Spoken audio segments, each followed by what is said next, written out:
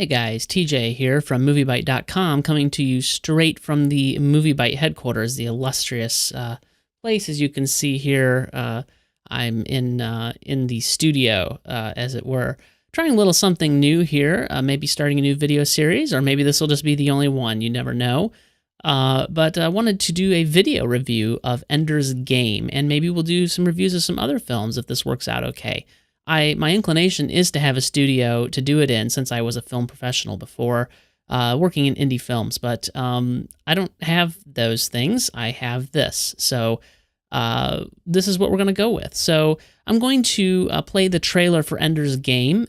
You'll hear that kind of low in the background, and I will talk about the film throughout the trailer. So here we go. When the aliens first invaded,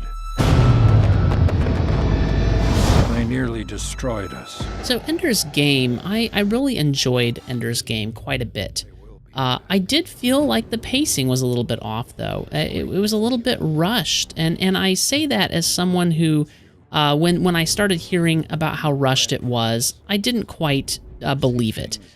Because, you know, it's a book and it's been adapted to a film, and I thought people were just being overly critical, but it really was a bit rushed. But you know, even that said, the essentials of the plot were intact. I was happy with the way things unfolded and that not a lot had been changed, even though a lot was missing. The plot was basically intact. Now, the timeline was quite compressed. They made everything happen within the space of 30 days, and in the book it takes years, and Ender is actually much younger.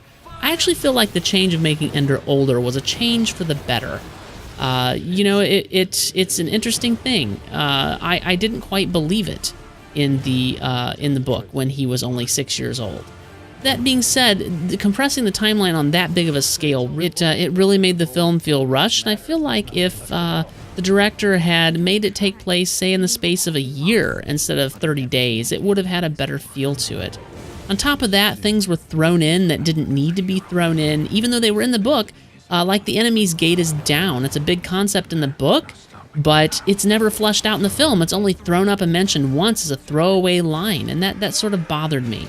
But I did enjoy myself. That's kind of the paradox of this thing. I enjoyed the film, and I think that despite many of the problems I had with it, the film is worth watching. So in some ways, I do feel like Gavin Hood really could have done better in choosing the elements that were in the film, because you can't put every element from the book in the film. And I feel like he spent time on things that weren't quite as important.